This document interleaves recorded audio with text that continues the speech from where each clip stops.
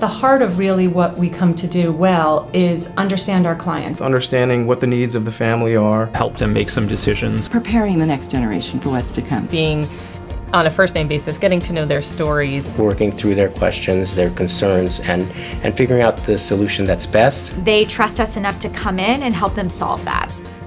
You really feel at the end of the day when you add value, there's a great sense of accomplishment and reward. Henry David Thoreau once said, "It's not what you look at that matters, it's what you see." In managing wealth, there's an awful lot to look at. Taxes and trusts, family meetings and bonds, and everything in between. It's why we rely on those who know each of these fields so deeply that they can see where others are merely looking, who can focus on what's best for clients over generations. After all, that's what expertise is. My Racehorse has opened up a door for people that felt like that door would have never been opened for them. We can all be owners and we can all get that excitement. You can meet your horse through the different experiences and all of the events that My Racehorse puts together. You get that hands-on connection. Whether you have $50 or $500, everyone that joins My Racehorse gets that experience of a lifetime. I love My Racehorse. Let's go. Its presence fills the air. You can see it in the lush, verdant paddocks. Hear its whisper in the trees. The potential for greatness, it's part of the land. This is where stories begin, where first steps lead to thrilling finishes, where legendary sires like Nureyev, Sham, and Successful Appeal made their mark. Walmack Farm. It's more than just land. It's a legacy. Hi, my name is Gary Falter with the Jockey Club, and I'd just like to welcome everyone to today's online panel. And this is the sixth panel in our series of online Zoom panels this year, so we've got a few more yet to go. In today's panel, we're going to talk about jockeys preparing for race day. Now, before we get started, I'd just like to recognize our sponsors, starting with the presenting sponsors, Bessemer Trust, Stoll Keenan Ogden, and the Green Group. And I'd also like to thank today's panel sponsors, which are My Racehorse and Walmack Farm, and our Q&A sponsor, West Point Thoroughbreds. And our thanks to all the sponsors for their continued support of thoroughbred ownership. Without their sponsorship, it'd be difficult to hold these panels. So thank you very much, sponsors. So we got a lot of ground to cover. So if you have a question for any of the jockeys, please use the Q&A button at the bottom of your Zoom screen. And if we have any questions at the 20-minute mark, we'll pause and take a few questions, and then we'll answer the rest of the questions at the end of the panel. So if you have a question that you'd like to ask one of the jockeys, don't hesitate to use that Q&A button, and we'll get to as many as we can. So next, I'd like to introduce today's speakers. We'll start off with Chris McCarron, a Hall of Fame jockey. Rode many Grade 1 winners, champions, Alashiba, Tisnow, John Hendry, Sunday Silence. And if I kept reading all the great winners you had, we wouldn't have time for the rest of the panel. So, Chris, welcome for the panel. I know you just got off a conference on the safety committee. Appreciate your being here. And I think all our speakers are muted, so go ahead and unmute yourselves if you would, speakers. Yeah, I just do. Thanks, Gary. Thanks, all right, Chris. Great to have you. And thanks for the invitation to participate again today. Yeah. Every time we do these, I really enjoy the feedback that we get. I really enjoy participating in what it's like to be a rider, and but I'm getting a little longer in the tooth. It's getting more difficult for me to remember what it's like to be a rider. Yeah, I hear you, brother. I feel the same way. All right, next I'd like to introduce Sophie Doyle. Sophie, you rode Grade 1 winner Street Band, and I think we're going to see a video on that here in just a minute, and earners of over $12 million. And I think you have your assistant with you also. I do. This is little Emily. She just okay, had all right. So she's got lots. She'll have lots to say too. Okay, all right. Well, thanks for being here, Sophie. Next is Katie Davis. Katie's won over 270 races, over $8.3 million in earnings. And we had you at Saratoga last year on our jockey panel. It's great to have you back online, Katie. Yes, thank you for having me. It's been a blessing and I'm excited to be here.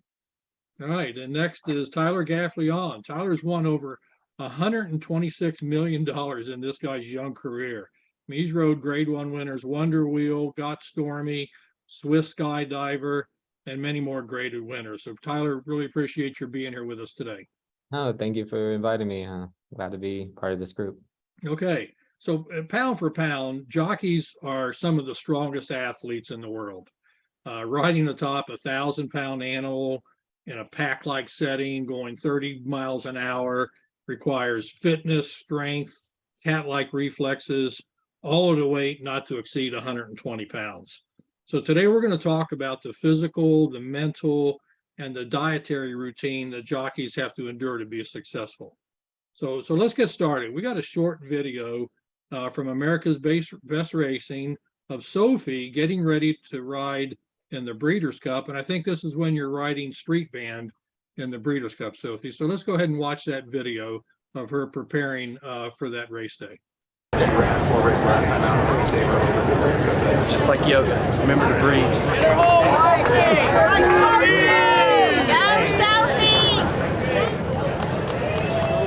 Hi, I'm Sophie Doyle. I'm a professional jockey. I'm riding here at the Breeders' Cup and I'm riding Street Band in the Distaff. Just arrived at the track and got changed into my gym clothes because I always like to go and work out before I ride 1 or 2 races. If I was riding more on the day, then I'd have a sort of easier workout, but as I'm riding 1 race and a pretty big race, then I'm going to go and work out in the other side of the jockeys room here. So here at Santa Anita, women are not allowed 110% to walk through the male's jocks room at all, even in between races. So they make us walk out here into the horses' walking ring where they get saddled to make a little trip through to this little door on the other side. I've got a heart rate monitor on here. You can see underneath with the Orange Theory. So it's the heart rate monitor, which is Bluetooth. And then it links to all my workouts. So when I go into Orange Theory, it connects to their computers. And then these are all my workouts that are listed.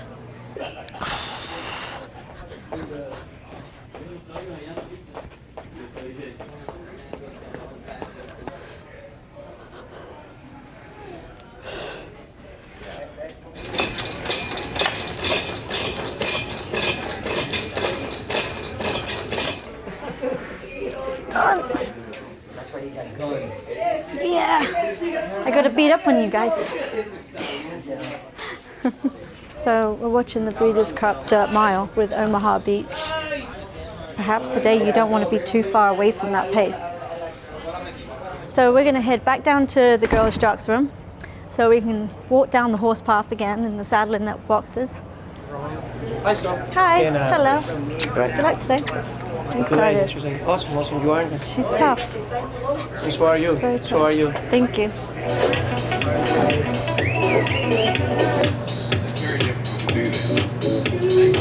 This is Martine Garcia. Yeah, he's telling her how to ride a filly. Tell me how to ride the filly, yeah. Tell me how to ride the track. I'm just chilling, sitting here, going through my form. I write down positions horses were in throughout the race, in previous races, and then match up and see where speed is holding, horses are finishing from mid-pack, coming off the pace, coming from last maybe. Chilling out, relaxing, keeping my mind clear, rubbing my feet.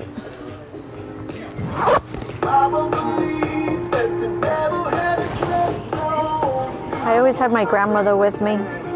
She passed away on the 7th of January this year, and I always take her picture everywhere I go.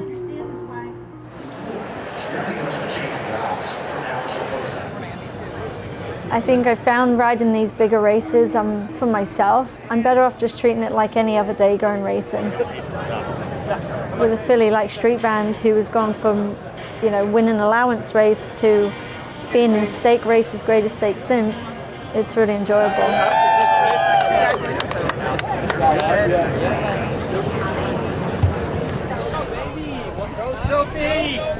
Sophie! Longines Breeders' Cup Distaff. They're all in line. They're off in the Longines Breeders' Cup Distaff.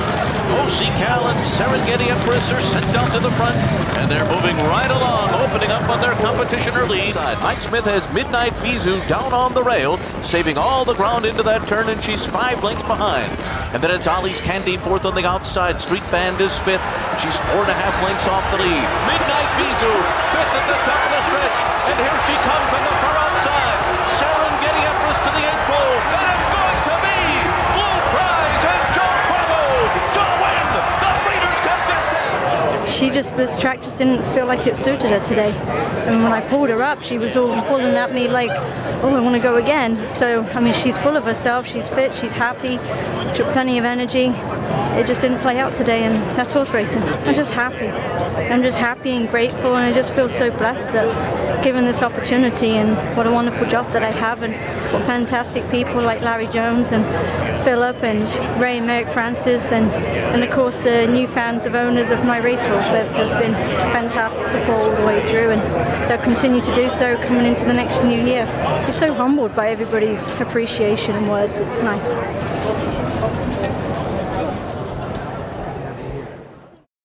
Okay, so Sophie, I mean, riding in the Breeders' Cup, that's a big deal. So what kind of dedication does a jockey have to have, to become one of the best and reach that pinnacle of success? What kind of dedication does it require? It requires a lot of dedication. I found throughout my career that it was one of those careers that you have to literally put it before everything else. From the minute you wake up in the morning to working out before you go racing, working out, riding your horses in the mornings to breeze them, and then going racing. And then sometimes, depending on if you haven't ridden that many that day, but you have a big day coming up, then you might go back to the gym and work it out again in the evening before you catch a good night's sleep. And also just, taking care of your connections and following your horses and knowing what your competitions are going to be and staying very on top of your game. I mean, as every jockey knows, obviously, when it comes down to what you're eating in the morning for lunch and dinner, if you get that chance, and keeping your weight where it needs to be every day. I found the biggest thing ever is just being as fit as you possibly can be, and being one of the females in the sport. We're not born with that natural stamina or strength, so we have to really work hard on that. And thankfully, a lot of horses like to run for us, but most of the time I always found that, it's up to us at the end of the day to be strong enough that when we're out there competing at the top of our game, especially when you're riding the Breeders' Cup, you have to go the extra mile of doing things. And if that means missing out, hanging out with friends, or, doing the fun stuff you'd like to do, that's the price you have to pay to be able to be at the top of the game some days. Sure. Great. So next we're going to jump over to a video from America's Best Racing of Tyler getting prepared to ride War of Will in the Louisiana Derby a few years ago. So let's go ahead and bring up that video, and Tyler getting ready to get up on War of Will.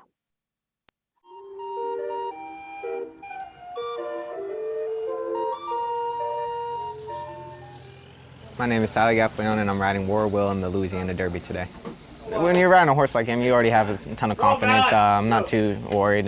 Main thing is just getting in a good position going into the first turn. We'll see what the pace scenario looks like. It looks like there's a couple speed horses, so we'll see what they want to do and figure out a spot from there. Today we have a bunch of stakes in. Come out here, go over the form again, and get dressed and get ready to go. Good luck, Nate. Thanks, brother. You too. Hello? Hey, I'm here. Okay. Cassie Edwards is my girlfriend. Her father is Bob Edwards of E5 Racing. We met just over 2 years ago now, and I was riding a horse for them. Met her in the paddock. I wouldn't by a nose. Definitely try it as much as I could, Wanted to get a picture with her. He did tell me he found me on Instagram, and I think the first time he messaged me was about my dog, so. And then we started talking about horses from there, and well played. Okay. Good luck. Thanks, sir. It was a foot in the door.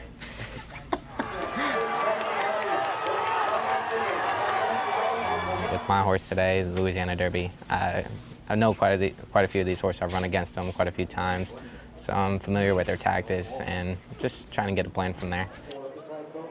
Yeah, straight out. I'm not going in. Nobody inside me is going to rush up in there besides the two, so I'll let him go. But Johnny is not. And then Johnny's going to have to make a decision. Either he's going to have to ride to go around me or he's going to sit.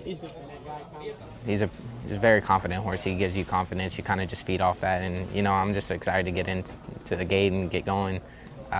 He's a lot of fun to ride. It all depends on the break. But the good thing is he's very tactical and, you know him, he's a monster, bro. Jones standing alongside Tyler Gaffalione, and a victory today certainly would make him one of the favorites for the Derby. What would that be like to ride one of the favorites for the Kentucky Derby? It'd be incredible, but the main thing is focus on today. It really is an honor. I mean, I can't thank Mark Cassidy and Gary Barber enough. They've given me so many great opportunities. I won my first grade one for him, and he's always been a big fan of mine, always supports me. So it's just, for him to have that much confidence in me, it means a lot, and it gives me confidence, you know.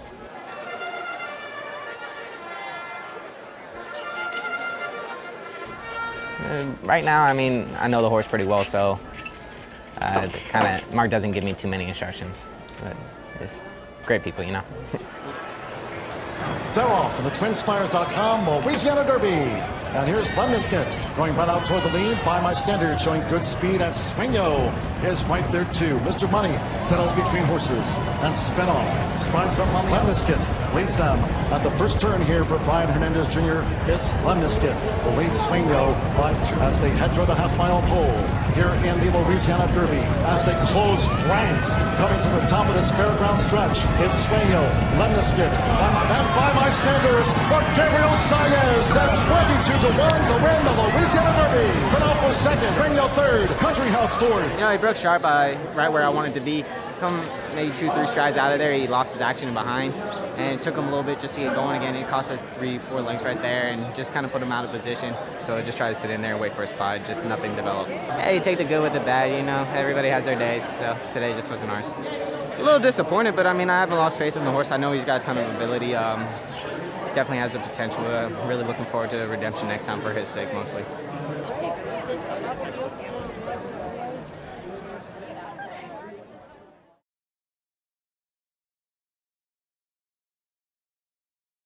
All right, so Tyler, that was a great day. Have a horse in the Louisiana Derby and meet your girlfriend before the race, and understand you got married last year to Cassie. Yes, we actually tomorrow's our 1-year anniversary. So great, congratulations! Yeah, it worked out pretty good. Congratulations! Yes, very nice. All right, let's get down into some of the details of preparing for race day. So, you know, your workouts, your diet, sleep habits. You know, you guys got to keep your weight down. You know, you have physical activity, a routine to stay on top and to be a successful jockey. So I'm going to jump over to Katie.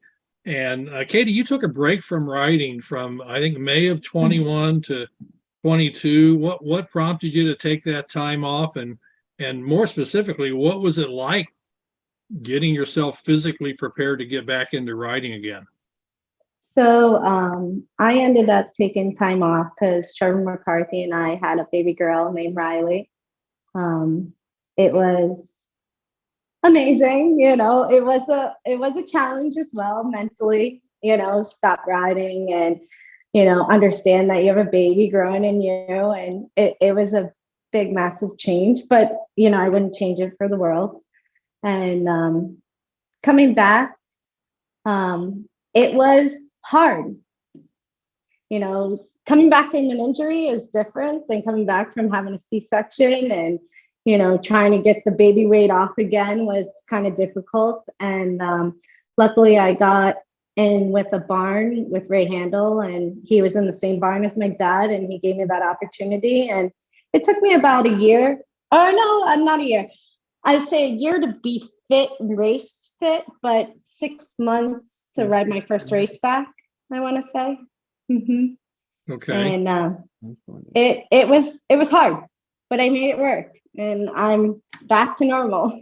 Yeah, and you're winning races at probably one of the toughest places to win races in New York. Yeah, I am very blessed, and, you know, as opportunity comes, I take advantage of it and make the best of it. Well, that's an interesting comparison that you made about coming back from an injury versus coming back from a layoff and having a child.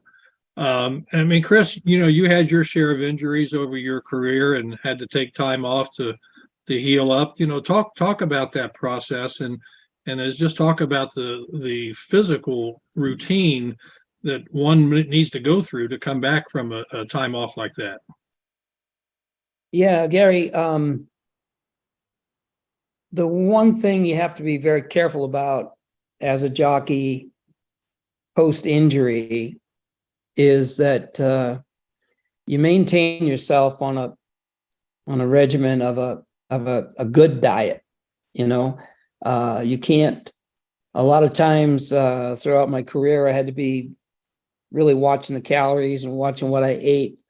But when you're in a position of going through a healing process, your body really needs as much nutrition as you can give it. And so you got to find the balance between the proper nutrition to aid in the healing process without putting on any weight. I know this little gal, Katie, she's so tiny that she doesn't have to worry about any weight. Conversely, her husband, on the other hand, is rather tall, and he's got to be extremely careful about how he eats, what he eats, and how he's going to maintain a good diet so that he can keep his strength up. There was one injury I sustained in 1990, the day I was supposed to ride Sunday Silence in his first start as a 4-year-old. I had previously won the Breeders' Cup Classic on him in 1989 down at Gulfstream. I don't know if Tyler was born yet or not in 89, but I know it's close to his home. Anyway, so DeSormo was on a horse. Kent DeSormo was on a horse directly in front of me in an earlier race on the card that broke down, and I went over top of him. And I broke my left femur, my right fibula, and my right ulna. And so Sunday Silence won that day. Patrick Valenzuela picked the mount up. And 3 weeks later, he's ready. He's running in the Hollywood Gold Cup. And Patrick was on him again. And I was out at the races that day, albeit on crutches. And I was sitting in Charlie Whittingham's box watching the race with him. And Sunday Silence got beat a nose. So Patrick disregarded the instructions he received from Charlie, who told him, he asked him not to hit the colt. The colt doesn't like to be hit with the stick.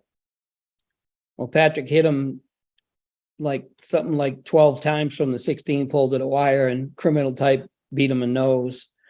And so a few days later, I was out at Charlie's barn just kind of hanging out, and his assistant, Rodney Rash, showed me a fax that he received from Arthur Hancock, which stated, "Charlie, I know you called the shots, but under no circumstances will that boy ever sit on that black colt again." And Rodney let me know that there was a match race in the works between Criminal Type, who beat Sunday Silence, Easy Goer, Sunday's nemesis, and then Sunday himself. And it was going to be $1 million at Arlington Park, which was a neutral ground. And it was scheduled. I got hurt in June. The match race was scheduled for the end of August. So I called my doctor and I said, "What are the chances?" He said, "Slim and none." I said, "Well, I'm going to go with slim." Okay. So the first thing I did was within 3.5 weeks of my injury, my doctor had me walking in a swimming pool with the water up to my chest, which is relatively non-weight bearing exercise. So I would walk in the pool, start off with 30 minutes in the morning, 30 minutes in the afternoon, built it up to 2 hours a day. And long story short, I was back riding in 89 days. I had a rod placed in my left leg. I had a pin about 10 inches long placed into my ulna on my right arm, and the fibula on the right leg, it just healed on its own. But I was back riding. Unfortunately, the match race never occurred because their careers ended abruptly due to injury. But when the reason I bring this up is that when a jockey really puts his or her mind to it, we can really get something done. You know, I think it's because we keep our bodies in such great shape that the healing process is as good as it can be, as long as you're getting the right nutrition and doing the right things to rehab and so forth. But yeah, that's the shortest amount of time I ever experienced coming back after a pretty serious injury. But I was there. I made the progress. I was getting fit, and even though both colts got hurt and ended their careers, I decided that I was just going to press on, and so I started back riding right at the end of Del Mar that summer. Okay. And so 3 months, and it was a chore without question. But you have to have. You mentioned dedication to Sophie. Commitment is another word that comes to mind for me. You've really got to be committed to your job because it is so dangerous. I don't know if a lot of people don't know this, but 2 jockeys every year, Gary, are killed and 2 more are paralyzed. And that's just in the United States. Sure. And those are records that have been kept since 1940 when the Jockeys Guild was founded. So it's an incredibly dangerous job, but it's also an incredibly exciting job. There's a lot of upside to it. Sure. You get to meet a lot of great people. You get to travel and ride some awesome horses too. So Right. anyway. Yeah. Well, that's a great illustration of the dedication that it takes to be at the top of the game, because it would be easy to take, the easier road and take your time to recover and maybe not get back to that level. So great illustration, Chris. So thank you. Yeah, let's talk about the strength and the agility it takes to be a jockey. And so let me jump over to Sophie. Sophie, I was watching in that video, you're working out in the shoulders and the biceps that you have when you were riding there. Just talk about the strength that a jockey needs, woman, man, either way, and what kind of agility, because you look like you're a pretty strong young lady. Yeah, fortunately, when I was growing up, even in school, I was into every single sports that I could do after school. I played everything. Everything from playing field hockey to actually playing rugby. I set up an all-girls rugby team at school because there was no girls team, and I thought there should be one. So I've been into a lot of sports and being fit and strong. And of course, when my mum was training, Jacqueline Doyle trained for 25 years, I was always riding the horses from the age of about 11. So I knew when I wanted to be a jockey, I had to be very, very strong. And I've always been into that, physique of having to lift weights and knowing that actually, you can ride races and be a jockey and keep your weight good as well as being able to lift weights. Because like I was saying, as a female, we're not born with those genes. So we have to be able to build our bodies stronger than what they normally would be. And that's part of what Chris was saying, the commitment and the dedication to being able to put your time into doing that. It's huge. And especially when you have injuries, that when you come back from an injury or having a baby, your bodies need to be in great shape to be able to take the kind of workload that we need to get back in shape to ride again. I had the same sort of issue where I had a serious injury of my right collarbone, which shattered in 5 places. And the doctor said to me, "Oh, you'll be back in 14 weeks." And I said, no, that's not possible. I need to be back within 9 to 10 weeks. And he said, "Well, I'm telling you, it's, you're pushing it at 13, but 14 is the more realistic type." And I said, "Well, I have to be back by August 8th to ride in the Groupie Doe on a really nice filly."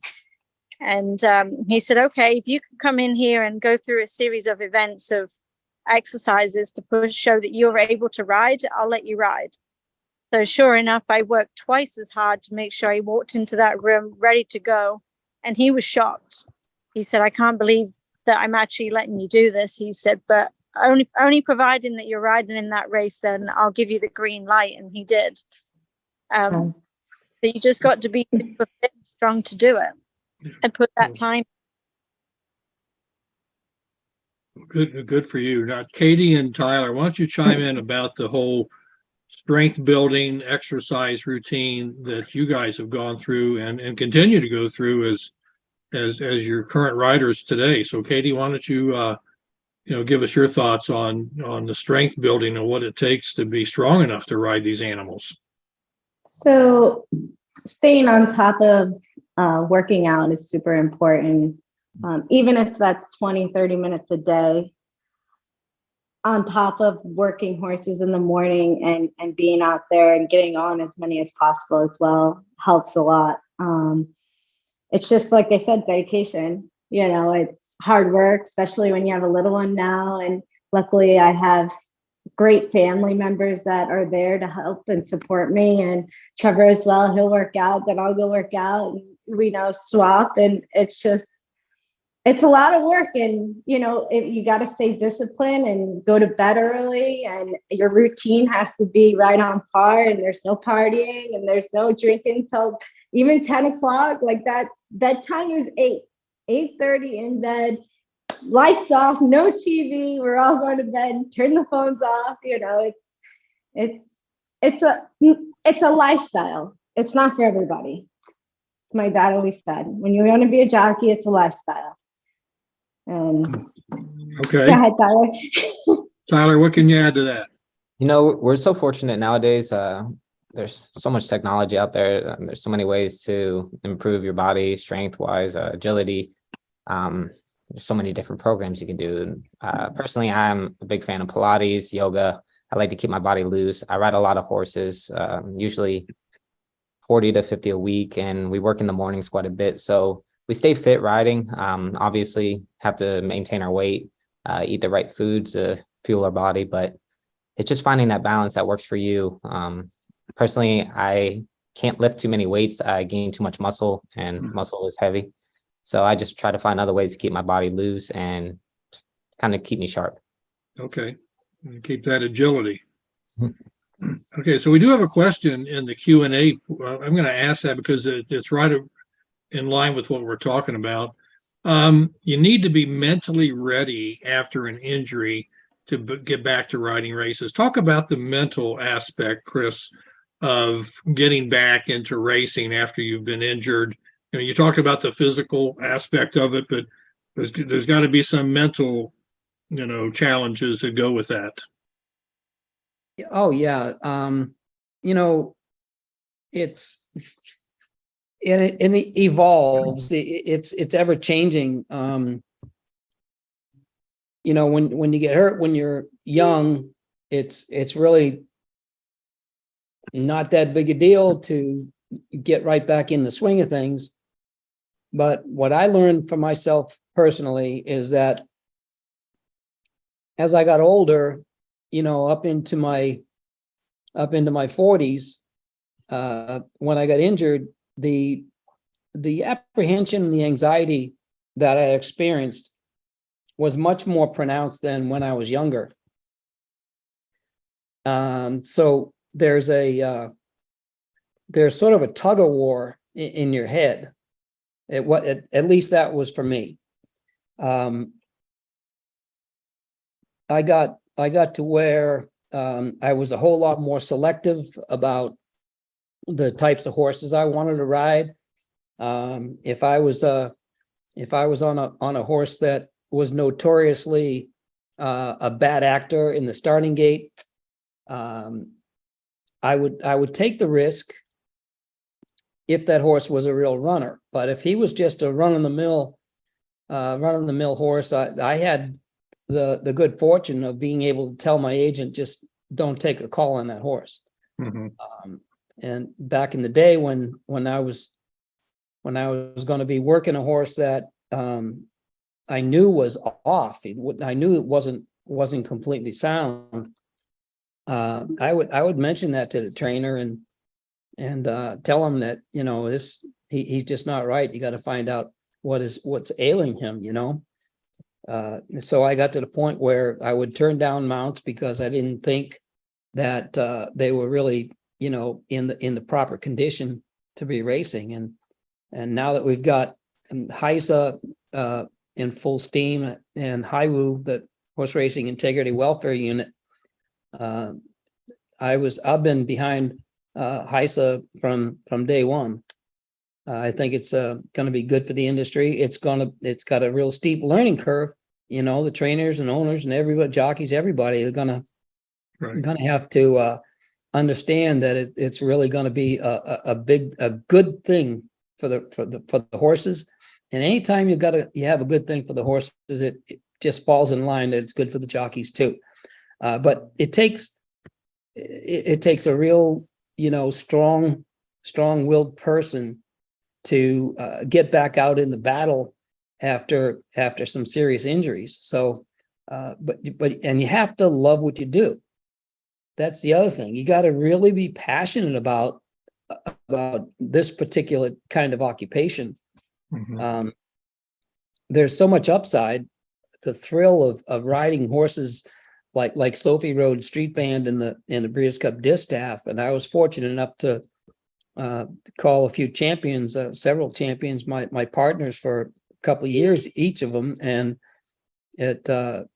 knowing that there's there's another one out there for me. I just have to go find them. So that being said, I worked really hard in the mornings all throughout my career, up until the day I retired.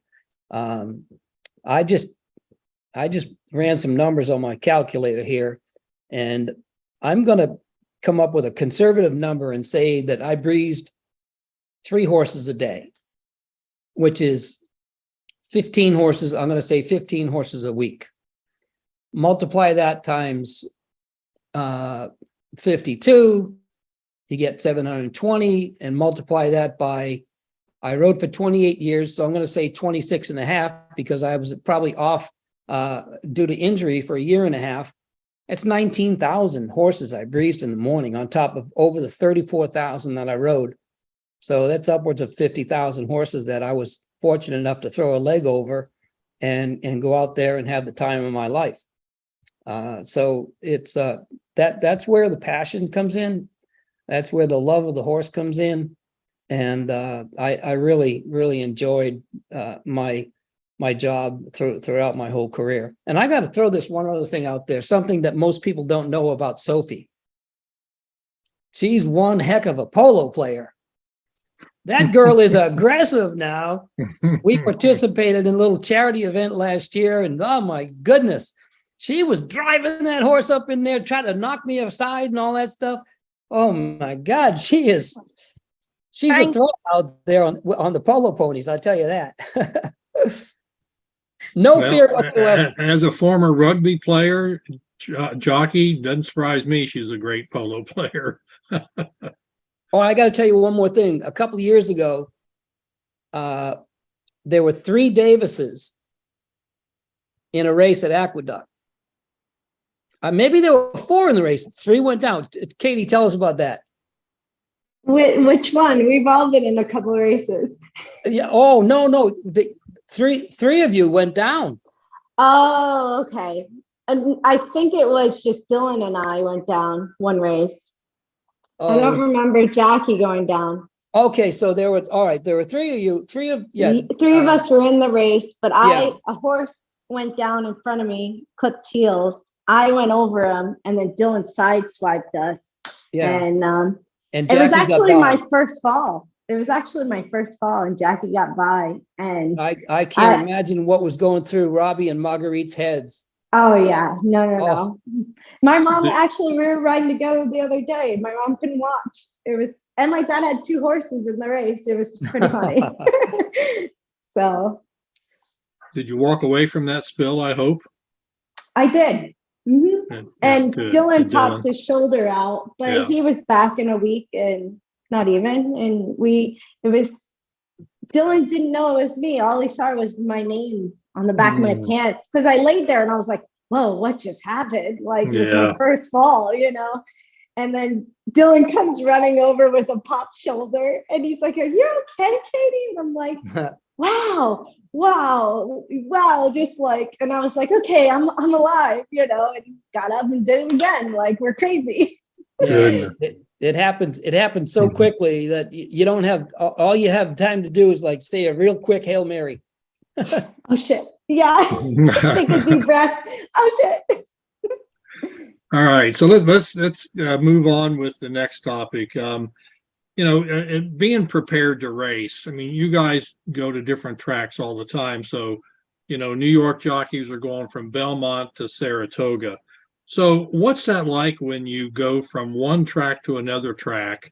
Is it a seamless transition, or do you have to go through, some things in your head, go around the track because, the Saratoga is laid out a lot different than Belmont Park. And I'm sure the same applies to Keeneland, Churchill, Fairgrounds, Louisiana Downs, Gulfstream, Tampa. So as you prepare to ride and you're changing tracks, talk about that transition, Tyler, if you would, because I know you're going through that now. Yeah, you definitely have to pay attention. For me, I like to get out on the track, work horses in the morning, get a good feel for it, feel what the surface feels like. It changes from the mornings to the afternoon. So you just have to pay attention, watch as many replays as possible, see if it fits your horse's running style. And if not, you try to adapt. You just have to pay attention. Some tracks are larger, like Belmont's 1.5 miles. The poles are in different places. So yeah, really you just have to pay attention. I mean, can jockeys misjudge when they go from one track to the next, or is it, Katie, you're shaking your head, yes. Very much. Yeah. It does happen. Okay. All right. It does. Just like so that is Tyler part of said. the preparedness. I'm used to riding at this track. Now we're moving a tack to another track and just being prepared for that, the layout of that oval, whether it's a dirt surface or turf surface. And some tracks have 2 wires, like Keeneland, Fairgrounds, Gulfstream. They have 1.16 mile race and 1.8 mile race. They run to different finish lines, so you have to pay attention to that as well. Okay. So let me ask you, do jockeys have a certain type of horse that they prefer to ride? Like maybe they prefer to ride sprinters or turf horses or route horses, or are your agents just going to pretty much sign you up for any horse that's entered? So talk about that, because I think that falls into being prepared to race. What type of race are you going to be in, whether it's a sprint, a turf race, or so on. Sophie, why don't you start with that one? I would probably say that any horse that we ride that would be our favorite is one that likes to win all the time. No matter what surf it's on. Obviously, I'm from England, so I'm very much, I love riding on the turf tracks. I feel like some horses can be very versatile in their running styles. But it was interesting when I came from England and started racing in America on the dirt, how much more pace we have to have early on in the races, as opposed to turf races where you can ride a very tactical race, take your time and finish. So I actually enjoy riding on both. I don't have a preference of which surface, but I'd say horses that I like to ride the most, and my style of what I'm comfortable with and like, is coming from off the pace, watching what everybody else is doing and being able to come by and pounce past them all, especially when they're right close to the wire. I've had quite a few good finishes where I've got people right on the finish line. So that's been my kind of style of what I like with horses, that, you adjust to what they can do, and hopefully they can get the job done for you. So Chris, your experience, I mean, as a rider and other jockeys, I mean, are there certain jockeys that are better at sprints versus route, versus turf?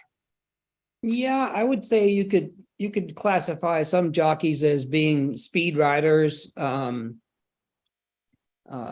Kendrick Carmouche comes to mind, Paco Lopez. They like to really hustle their horses out of the gate. My preference were the marathon turf races. When we used to run, we used to have several races during the meet at Santa Anita, going 1.75 miles on the grass coming down that hill.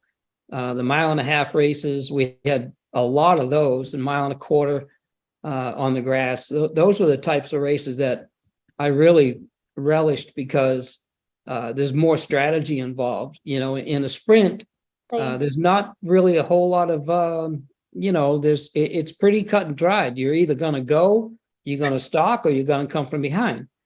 Whereas in the turf races, sometimes you'll look at the form, the long races, sometimes you'll look at the form and you say, wow, there's not much pace in here. And then all of a sudden, and every jockey has that same mindset. There's no pace in the race. So we figure they're going to just really walk around there in the early part of the race. But 2 or 3 of them might have the idea that, well, since there's no pace, I'm going to go to the lead. And 2 others have the same idea. Well, and next thing you know, you're going about 2 seconds faster than you would anticipate they might go. So the longer turf races were my cotton candy, if you will, because it takes more. There's more time to think. There's more time to make up for any kind of mistake that might be made judgment wise. But the type of races that I really enjoyed were the ones that you really had to think. You had to think ahead of time. You had to have a plan A, plan B, and sometimes you might have to go to plan C.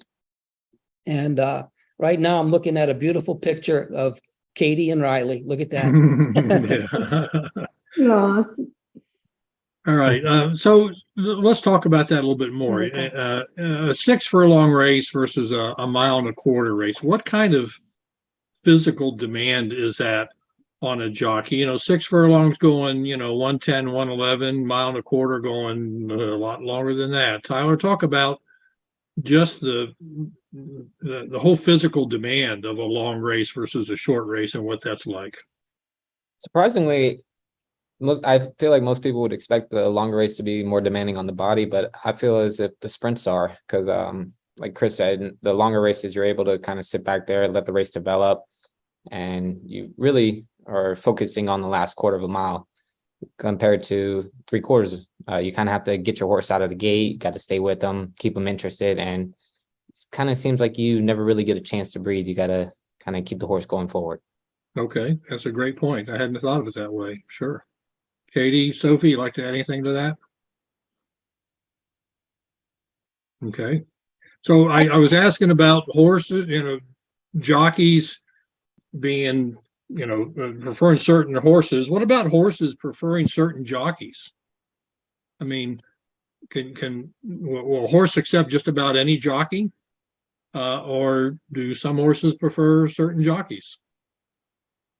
Yep, without question. Yeah, I take some pride in sharing with you that one of my abilities was to be able to watch other horses being ridden by other jockeys, and I'll think to myself, I think I can move that horse up.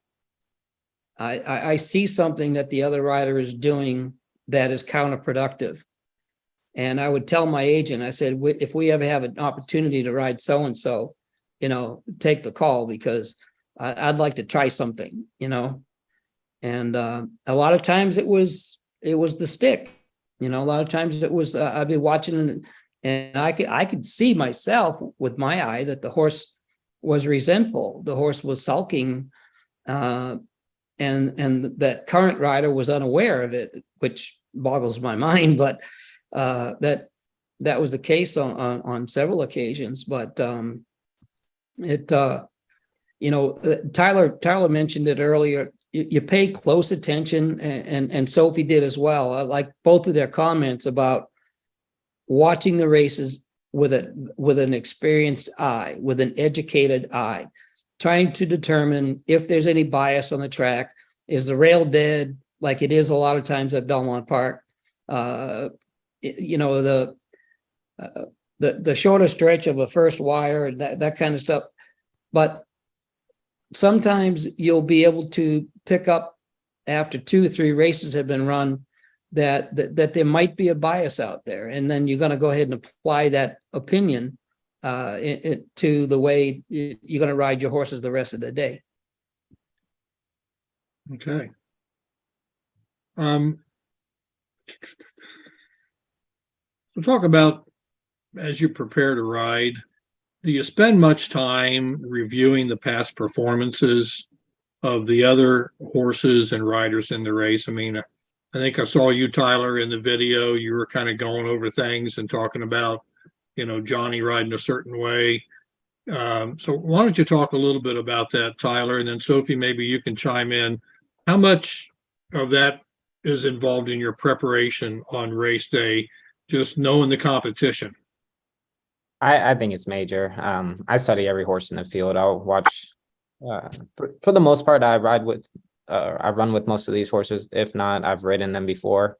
But I like to go back and refresh, see their running styles, especially in the more serious races. You got to know where everyone's going to be, or at least expect them to be. This gives you an advantage. Riding style, like some riders like to be more forward. One guy might not go down to the fence. It all comes into effect. I just think it definitely helps if you kind of go back and study. And Sophie, you rode here in the U.S. and overseas. How much of that goes on, over in Great Britain, and how much of that, were you involved in just analyzing the race? I was involved in it a lot. In England, everybody does research on their races, watching replays. And also we have the Racing Post, which is your daily racing form, which is very available to jockeys. Every village and town you go to, there is a Racing Post there. And it also gives you all the past performance rundowns, like it gives you the word and a lot more verbiage in their past performance results, as opposed to here where you get your very short snippet comments. So you're able to kind of tell where horses are, where they're paced in their races. But the same as over here, when I would be riding any of my races, I would always be one that's studying past performances, watching replays, and not just replays on the horses that I've ridden, replays on other horses that might be a one to beat, and you'd be trying to watch how they run their race to find a style that's going to fit yours, but also so you're able to beat that horse. So where them, it's almost like playing cards and trying to know somebody's move, what their next move is going to be. So when I rode Fioretti in the TCA stakes that day, I'd gone through every single horse on the page, watched every single race on the horses that were in there, and then I should have, if I was a betting person, I would have made a lot of money, because I had every single horse in finish position. And that played out the same. And then the same when I rode Street Band, I really was very diligent on my research in that race in the Cotillion up at Parks, and all the horses finished in the positions that I expected them to. And that's because you really got to do your homework, not just on your horse, but on every other horse in the race. A lot of homework to do, especially when you're riding in a lot of big races, like Tyler and Chris McCarron have done. That's a lot of work to do, and knowing where your spots are. Okay. Hey, Gary, let me take that one step further. Okay, I'm going to pause just for a second, Chris. Just want to remind the audience, we got a few more questions, and then we're going to go to the Q&A. So if you have a question for any of the jockeys on any of the topics, please go ahead and submit them now. So go ahead, Chris. Yeah. Okay. So years ago, going back to the days of VHS tapes, I don't know if these guys are probably too young to remember VHS. Anyway, so the tracks in California would keep a library of VHS tapes that have all of the races on there. So there'd be one individual who is a placing judge or either placing or patrol judge in the afternoon. But that one individual had the responsibility of looking at the tapes from the previous day's races to see if there's something that maybe the stewards missed and should be brought to their attention. Well, this library would build up. If we had, back in the day, Hollywood Park would be 60 days. So there would be 60 days worth of races.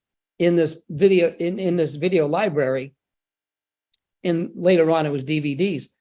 And now it's all on computer. But anyway, I would get permission from the stewards to take those tapes down to Del Mar. Hollywood, it would go Sanity to Hollywood, then Del Mar. I would take the tapes from Hollywood Park down to Del Mar so that I had that library at my fingertips. So if I'm riding in a sprint and I walk into the paddock and the trainer says to me, okay, you got speed, but there's other speed in here, but I think you're the fastest of the fast. So you just, I just want you to go. And I very often, I should say, would mention that, look, I just went back and looked at the replays of the other speed horses in here. And this 5 horse, he's pulling the jock to the lead. The jock doesn't do anything coming out of the gate because the horse is so fast, he doesn't have to send him. I think he's the speed of the speed. So, and then they look at me like, oh, you've done that research? Yeah, of course I have, and they would say, okay, well, use your own judgment, do what you need to do. And there was another time, conversely, a 1 1/8 race on the grass at Del Mar, Ron Ellis had just claimed this filly off of Charlie Whittingham. And Ron happened to be out of town. He was in Kentucky for the September sale. And the owner said to me, I just got off the phone with Ron. He said, you let this filly drop back too far last time. He'd like to see about 4 or 5 lengths off the lead. I said, oh, okay. Thank you, Barbara. And I started to walk away and I went back and I said, Barbara, was that 4 or 5 lengths off a 45 half or a 48 half? And she said, what? I said, don't worry. That's only 15 lengths difference, but don't worry about it. I'll figure it out. That's awesome. So Tyler and Sophie, you talked about how much research you did before a race just to kind of figure out where the horse is going to end. And Sophie, you even picked a couple of races where they ended up in the exact order. But how often, how predictable is this as a jockey, or is the only thing that's predictable is that the race is going to fold in an unpredictable way? Katie and Chris, is it that predictable, or do things shape up a lot differently than you expect in most cases? Sometimes you can predict them, but anything can happen out of the gate, warming up, 1 horse scratch, warming up. It really depends. Like, there's times where I can just do my homework and I can foresee the race before it happens, and it ends up being that way. It's, just being in tune with racing and your homework and knowing your opponents as well and their horses as well. It's, it's 50-50, anything can happen. So. Okay. Chris, do you think they all kind of unfold the way you think they do, the races, or is that the exception, not the case? No, it's not the exception. The exception is it doesn't shape up the way you think. I'd like to think that I did my homework thoroughly enough that I will, like Katie said, have a really good idea of how the race might unfold. And I would say at least 80% of the time it worked out that way. The other 20% wasn't necessarily something that I misjudged, but an incident in the race happened, like Katie said, coming out of the gate, or maybe the speed horse that you anticipated being in front that race, the trainer told that jock, look, let's rate him today and take him back. Next thing you know, that horse is not showing speed. So, but I would say the vast majority of the time it worked out the way I anticipated. Okay. All right. One more question, and then we're going to break for Q&A from the audience. So, a jockey, you face relentless drive, self-discipline, self-promotion, a lot of physical demands, dietary. So under all these pressures, what's the hardest part of the life of a jockey, either personally or professionally? And then what's the most rewarding part? So Tyler, what's the most challenging part, and what's the most rewarding part of being a jockey? I would say the most challenging would be our schedule. It's basically 24/7. 12 months out of the year. You're always moving from track to track. Just it's one of those things you just got to stay with and keep going. You can't really take any time off. You lose business, you lose out on horses, and you never know what those horses could turn out to be. So it's just you have to stay committed and dedicated to your craft. But Sure.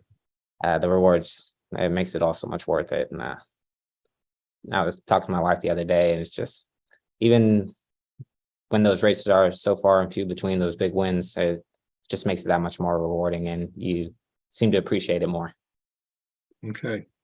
Katie? Yeah, so sorry, I was kind of like in my own brain.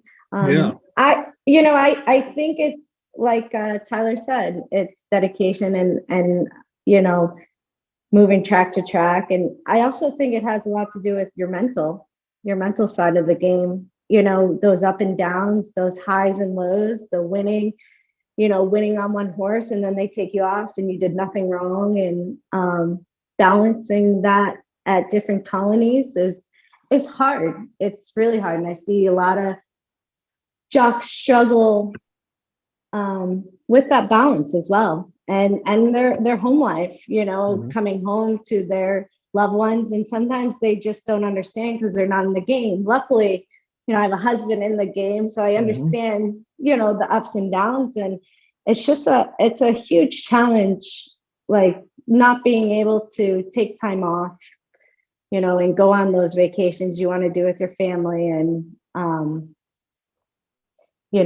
you knock on wood, you have to get days or suspension or an injury, and then you can have somewhat of a vacation, but more mental side of it and staying on your game, and not getting down on yourself. Okay. And questioning your riding. So it's hard. It's hard. Sophie, what do you find to be the hardest part of riding and the most rewarding part? I think the most rewarding part of riding is obviously having the connections with the horses. That who gets to wake up in the morning, ride an animal for their job, and do that morning and night. I think that's a pretty special and incredible job and career for people to have. That any horse of any level, is just the fact that you get to have a partnership like that with a job that isn't your most unique one. It's pretty unique, but not as the one you come across every day. It's very special to do that and very rewarding with the job. I'd say for me, the toughest was, dealing with people, the trainers and owners, and persuading them and showing them that you were good enough to ride their horses, and dealing the likes of being taken off a good horse because there was one of the top jockeys was available, and the owners suddenly said, well, okay, I want to jump on because, Tyler's available, Johnny V's available. And sometimes they would get on, and sometimes it would work out, and sometimes it wouldn't work out for them.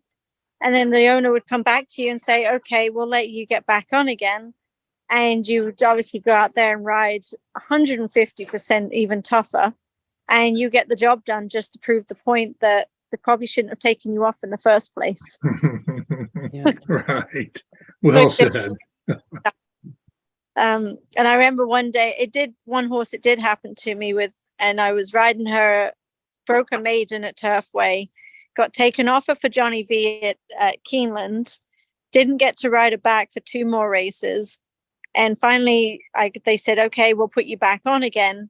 And I went and won on her 43-1 at Churchill. And one of the jocks, Sean Bridge-Mahan, said to me in the race, because he noticed I was riding him pretty tight, and he says, oh, come on, Sophie, give us a shot. I yelled back at him. I said, no shot. I said, this is my race to win today. I said, I'm not letting anybody else win on this horse again. That's awesome. Won quite a few more races for me. Very good. Very good. Good for you. And Chris, rewarding and the hardest parts of riding. We'll wrap up with your comments. Yeah, without question, the hardest part are the sacrifices that you have to make. Everyone else has already touched on the amount of time you have to spend day in and day out in order to be successful. I missed out a lot on my three daughters' showing of horses when they were young. You know, they'd show on Saturday and Sunday, and I was always riding on Saturday and Sunday. I missed out on a lot of the kid stuff when I was working.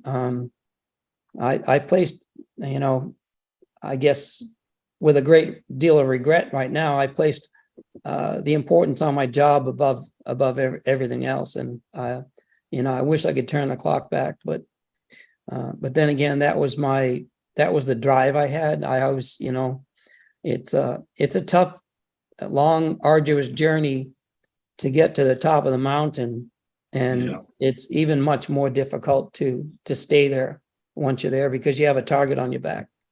Well, I know you're enjoying your grandson now riding. I know. Oh, that. You betcha! I'm making up for lost time. Yes, sir. But the rewarding part is that, you know, riding the wonderful horses that I got to ride. The horses took me all over the world, you know, Japan, Dubai, England, Canada, even though it's a neighbor, Brazil, Australia. You know, I got to ride all over the world, and, you know, got to ride in front of the Queen of England on Epsom Derby Day, and that kind of stuff. You can't trade it for anything. Oh, yeah, well said. Yeah, absolutely. All right, well, so that's going to conclude our general discussion. So we're going to take a break now before our Q&A and hear from our Q&A sponsor, West Point Thoroughbreds, and then I'll go through the questions, and we'll come right back with some questions for the jockeys. How do you become the gold standard in racing partnerships? One horse, one partner, one victory at a time. Congratulations to all our partners who have made West Point the gold standard for the last 3 decades.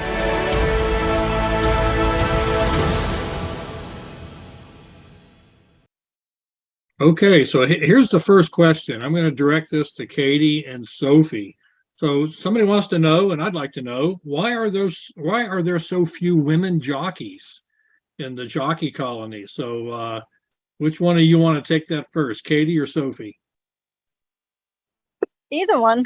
I think we both right. got good answers on that one. I think there's just more males born than there are females into this game. I know it's a different type of sport than you're going to school and doing your school sports. And there's a lot of females that like riding horses that think, oh, I want to be a jockey and it's going to be fun and easy, until they see the reality of it and realize that it's a very, very tough game. It's the same on the racetrack. In the exercise riders, there's a lot fewer females than there are the guys. And I think just with the industry that we have, a lot more males come into our sport very easily, because they learn to ride horses at a lot younger age. And then the females, you know, they try to stay in school a bit longer, and they might not quite have the connections. And as I see a lot of Facebook groups, a lot of young girls are asking the questions, how do you get into racing? Where do I go? What do I do? And they may want to get into it just to be an exercise rider in the morning or become an assistant. But there's just very few girls that get into it to become jockeys, because it's so tough on you mentally and physically. And like Katie said, it's the lifestyle too. It's not your 9 to 5, it's your 24 hours a day, 365 days of the year. It's a lot of work to go into it, and you've got to be dedicated enough and committed to this is how your life is, and make it enjoyable. So Katie, Sophie makes a great point, because I've been on the backside many, many times, and there are many exercise riders that are women. Talk about why is that transition? Why doesn't it take place as much as it does with the guys? And give your thoughts on why there are so few women riders. throughout my whole career, I can say I've had difficulty trying to get mounts because you get stigma of owners saying, oh, women aren't as strong as men, or, it's like, well, women are, they just don't know how to handle a horse. You need to manhandle them and be aggressive and, have that pump and like drive of, carrying them. And don't get me wrong, some horses need to be picked up and carried home. And I'd be the first one to say, this is a Trevor McCarthy horse, give it to him, but I've come to my own senses as a female rider, like we're known as softer hands and more of a finesse and getting them to relax. But some men are great at it as well. But, it's that stigma still of like women, it's the only professional sport that women compete against guys on a physical level. Not like you could be a NASCAR driver and it's not physical. It's just driving and being smart and reacting. I do think another thing is that women are more stronger mentally because we are, we become mothers. We need more patience. We can sit back and watch and analyze and not, be overly aggressive at some points in a race as well. It's just, I think once they get over that aggressive, I don't know, it's hard. And women are scared, not scared. They're just, it's very competitive, strong, and you have to have thick skin. Luckily, I was born between 3 boys, and you got to fight through it. You have to. Yeah. And they'll weed you out. So Chris, you had the jockey school. What was the breakdown, just off the top of your head, of guys versus gals coming to the jockey school? You're muted right now, Chris. There you Thanks, Gary. Okay. It's funny how it evolved. The first year I had 11 students, 8 of which were boys and 3 girls. And Katie's sister, Jackie, was in my first group of students. And it eventually got to where the ratio was 9 to 1, in favor of girls. 9 to 1. Yeah, the last 9 women to 1 guy. Really? Yeah. I don't know. I'm not exactly sure why that is, but I will say this: a lot of the girls seem to have a little bit more heart. They had a little bit more courage. I would say on average, the girls did more so than the guys. And I'm talking about people who came to my program who were green, who didn't really know a great deal about riding any kind of horse, let alone a feisty thoroughbred. I think there are quite a few more girls that are riding today in the United States than there used to be. Okay. But I still can't completely understand why the girls who can really ride, like the 2 girls we have here today, they can really ride. I don't understand why they don't get more and better opportunities than they get, Case in point, Theron Peterson is a friend. I've been helping her a little bit. And she went and participated in a fitness study at UK. And the results showed that she's 25% stronger with regard to stamina than any male counterpart, 25%. And I first met her, I took my grandson to this place called Ultimate Ninja. I looked across the room and I see this young lady. She's on this balancing ball and she's down riding position and she's got weights in her hands and she's doing this. And I'm going, You don't see that in the gym every day, that's for sure. So I went over and introduced myself to her, and she said, "Oh yeah, I come over here." And she says, "I'm taking boxing lessons, and I'm doing everything I can to stay as fit as I can be." That young woman, she's got a lot of determination, a lot of commitment, and that's what it takes. But the thing is, the girls, if I were to coach one, I would say, don't take no for an answer. Okay. You walk in, Katie walks into a guy's barn, a gal's barn. Can I breeze anything for you today? No, Katie, we're good today. Go back the next morning, be the first one there. Is there anything I can breeze for you today? No, Katie, we're good today. I got enough help here. Don't take no for an answer. Just keep beating the bushes. Eventually, they're going to throw you a bone, and hopefully there'll be a little bit of meat on it. Okay, all right, good point. Here's a question I'd like to throw to Tyler. Heard analysts say that a rider has good hands. I think Katie and Sophie even talked about that. What exactly does that mean to have good hands as a jockey? Tyler? Mainly it would just be you're not always in the horse's mouth. You can kind of put your hands down, give them their head, let them relax. They seem to get more into a rhythm. If you're fighting with them, they get rank, they get upset, and it's just the mechanics and everything get out of sorts. So if you have softer hands, the horse seems to relax for you more and you get more out of them. So it has more to do with being in the horse's mouth, like pulling too hard or letting the horse relax. Okay. So here's a question that just came in. So you talked about handicapping races. So if you think you're going to be on the winner, do you keep quiet about it so not to tip everyone off, or do you brag about it?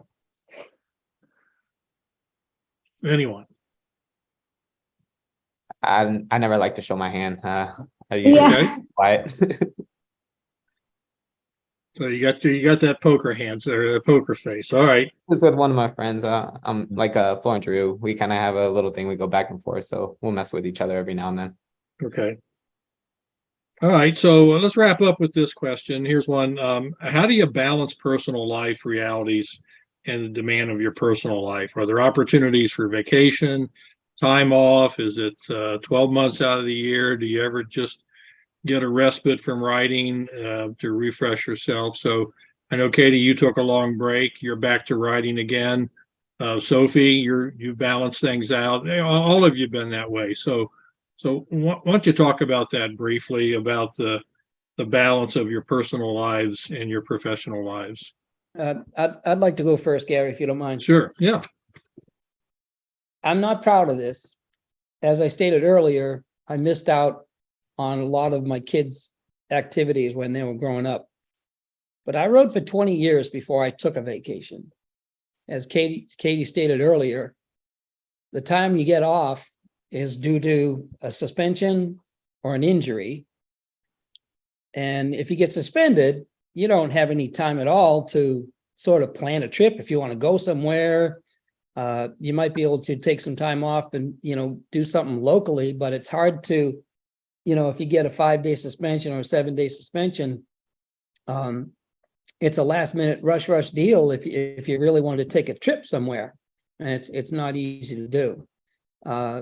But the reason I did that is because what I stated earlier, it's a tall task to get to the top of the mountain, and it's even much more arduous.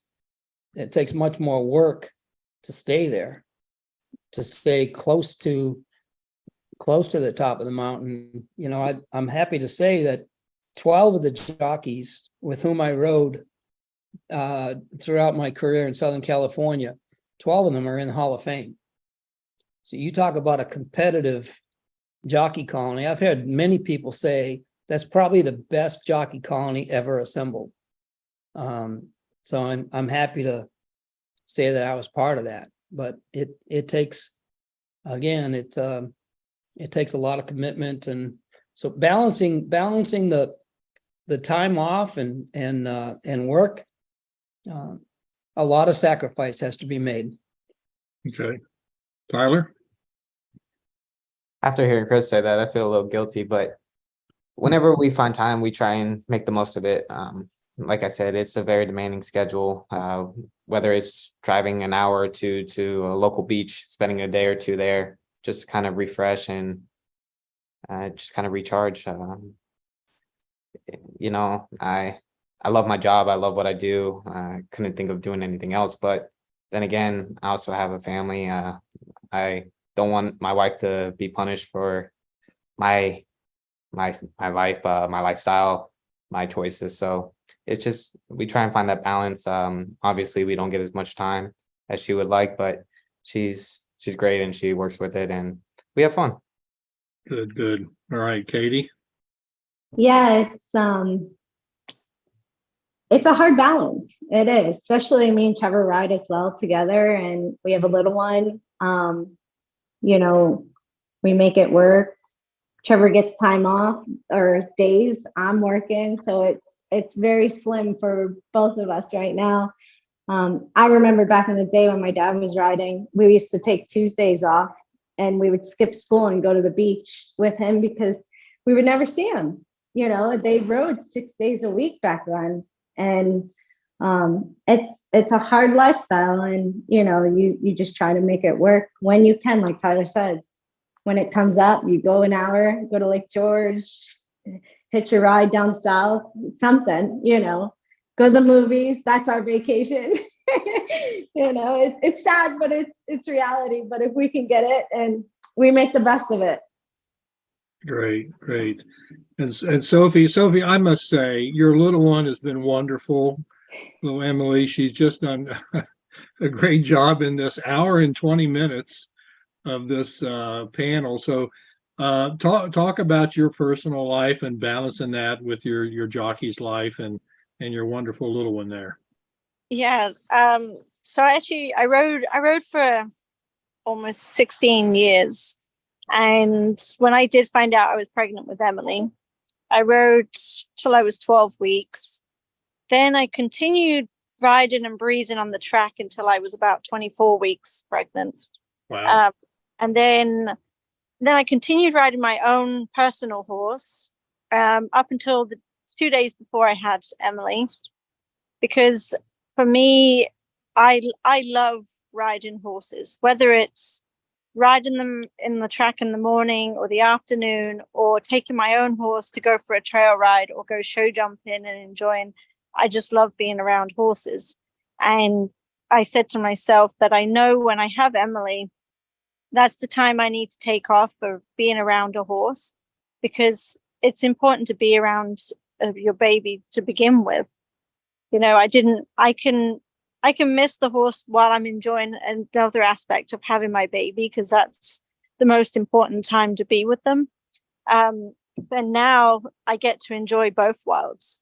I think I did that for about 2 months. I didn't ride a horse. And then when I did, I was able to go back to the track, have Emily with me, be getting on horses and breezing. And at the moment, I'm just taking the time to really enjoy watching Emily grow up. At the moment, she just turned 1 on Saturday, and the year has flown by. I wouldn't have believed that I haven't ridden a race since 2021 in December. It's sort of like, God, I keep looking at the months going by and realizing that we're halfway through the year, and saying to myself, well, maybe I could be back riding by the end of the year and have a 2-year break, which for a woman having a baby, I mean, it's pretty important to balance your life out with your family. That unless I don't have like the big family support like Katie does. So I'm very minimal on that side of things, unfortunately. So I'm very envious that she's able to do it. And Katie has been riding fantastic since she came back. So hopefully when I get saddle, hopefully I can come back and do as good as you have been doing, Katie, because Katie's been riding like dynamite. Oh, thank you. So hopefully one day I can join her, and then I'll be balancing another lifestyle again, and a jockey lifestyle, having Emily there in the winner circle watching Mummy ride races instead. Or maybe I think Emily has something to say. What would she like to say about that? She said, no, don't let Mummy do that. She said, keep her riding horses and ponies with her all day. Oh, very good. Well done. Well done. So So that wraps up the Q&A. And before we go off, I just want to let the audience know that our friends from Toba, they are hosting an in-person new owner and breeder seminar on July 28th at Del Mar. And so to find out more about the Toba seminar and to register, please visit their website at toba.org. So I'd like to thank our panelists for their time, the insights, this important topic. Had a lot of fun today. I really appreciate it. Thank you, Sophie and Emily. Chris, it's always great to have you on board. Katie, wonderful to see you again. Tyler, great talking to you, seeing you again. And just thanks for all our speakers for being with us today. Hey, Gary, could I ask one question before we break? You sure can. Okay. I'd like to hear from Katie what it was like to challenge Naira to this couple, the married couple's entry. It used to be that if a husband and wife was riding in a race in New York, that entry, those two horses had to be coupled in the wagering, or you couldn't ride in the race. So what was that journey like, Katie? So you know how it is when you first get married, a lot of things changes anyways. And, they say the first 5 years of your marriage is the first toughest challenges. So to have that coupling rule slap us on the table with it and was like, you're going to be coupled. This is what it is. It was like a week before we got married. We were going to post, if they gave us more time, we probably would have postponed it. But it was a hard time in my life. They were just trying to steal my identity. You had other people saying, oh, well, your husband rides, you don't need to ride anymore, just give it up. Even though I've been riding for maybe 8 years, I was kind of battling with Trevor about it, on both ends, his side of the family, my side of the family. My dad's like, Katie, keep going. This is what you've always dreamed of doing. They can't hold you back, keep going. And, and I fought it kind of alone and with my fans. It was a struggle and family, and you got some people that supported me and some people that just hang it up. It's a man's world, and it was a huge struggle. But at the end of the day, my fans, the people in the industry, so many people supporting us, it took a year, and it didn't change until I was, I think I was 8 months pregnant, or I was out in California, I was pregnant, and I had to threaten them too. And I said, once I have this baby girl, I'm coming back, so you better change it. And it wasn't just for me, it was the next woman behind me. It was an unfair rule. It reminded me of the 18th centuries. It was just like, what is this? It just made no sense to me. And I fought it hard, and I had to go public. And you did it. And you did it. Congratulations. Well, good job. Good job. job. Thank you. Okay. Well, thanks again, speakers. Jockeys, really appreciate your time. I'd like to thank our audience for being here and all the owners for investing in our sport, because without the owners, we just really don't have an industry.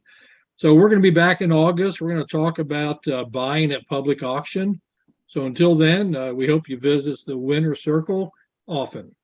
Thanks again, everyone. Bye.